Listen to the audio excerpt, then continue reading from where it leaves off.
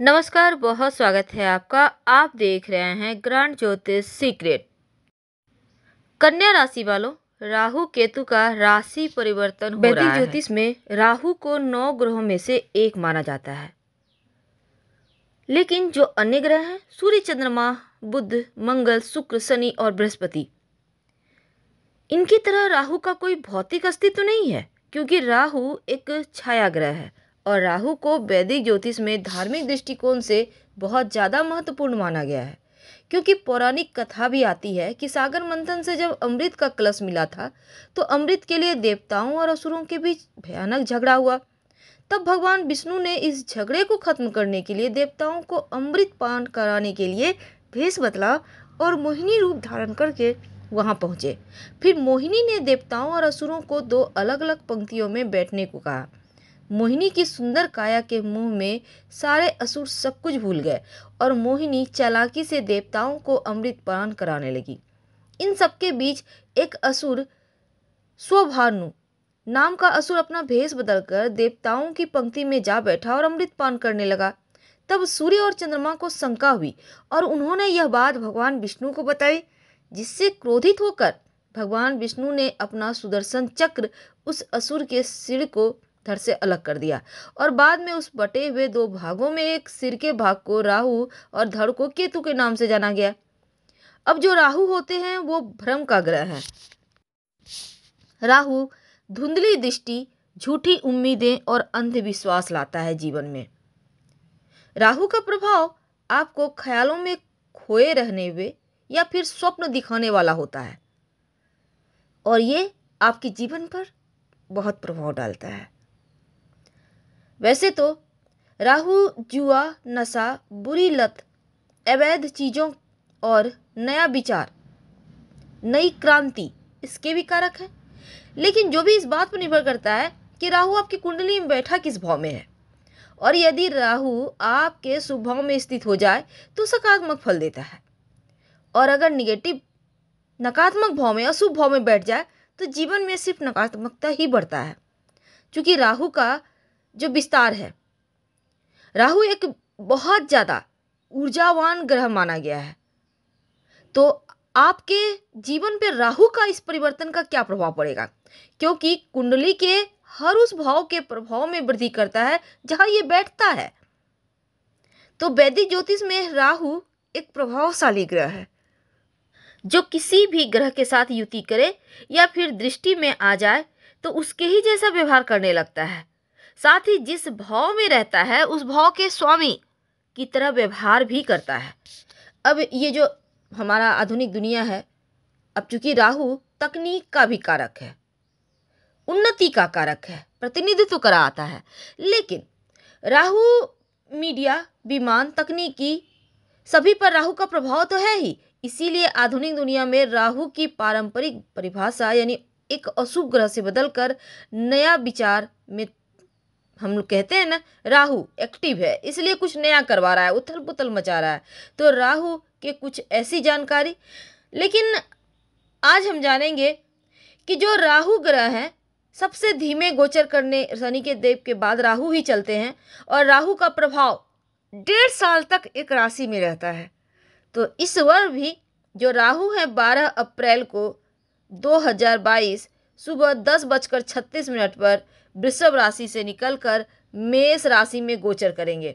तो आपके जीवन पर इसका क्या प्रभाव पड़ेगा, आइए जानते हैं विस्तार से।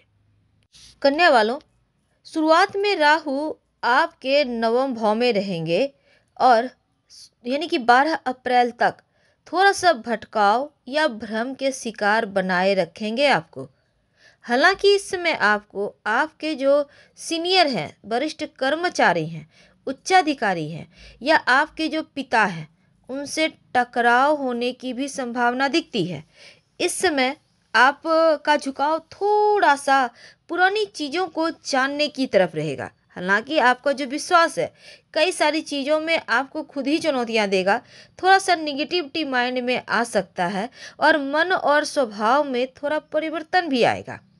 हालांकि राहु जैसे ही आपके अष्टम भाव में आएंगे तब आप एकदम से ऐसी चीज़ों की तरफ जगेंगे या जाएंगे, जैसे कि विज्ञान, गूढ़ रहस्य की तरफ आपके जाने की प्रवृत्ति बढ़ेगी और आपका जो अंतर ज्ञान है वो थोड़ा मजबूत होगा।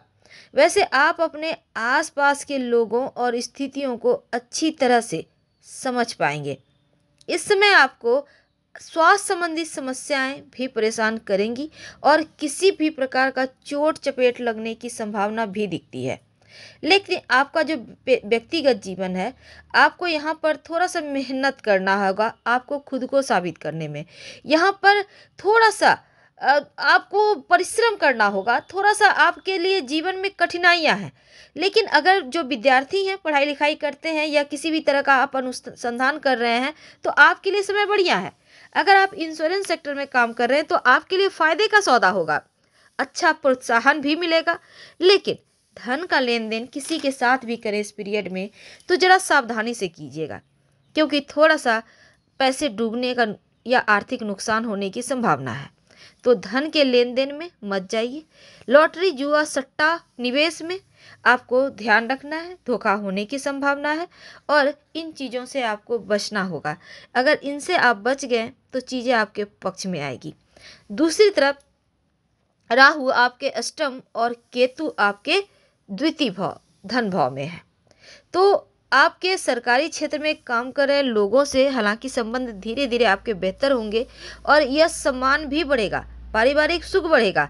लेकिन 18 महीने तक राहु केतु का आप चाहते हैं अच्छा फल मिले तो आप अपने सर को हमेशा ढक कर रखें। आप महिला है दुपट्टा रखें, साड़ी पहनती है पल्लू रखें, जो पुरुष है वो टोपी पहनेंगे और सफ़ेद चंदन का तिलक भी लगाएं अपने माथे पर।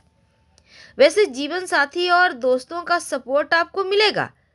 पर दूसरी तरफ कन्या वालों, देखिए राहु के अष्टम भाव में आने से आप नौकरी में कठिन परिश्रम करना होगा और अपने स्वास्थ्य का ध्यान रखना होगा।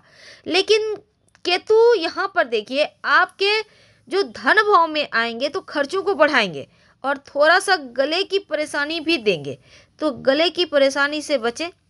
परिवार में किसी बात को लेकर मतभेद न हो जाए, इसका ध्यान रखें।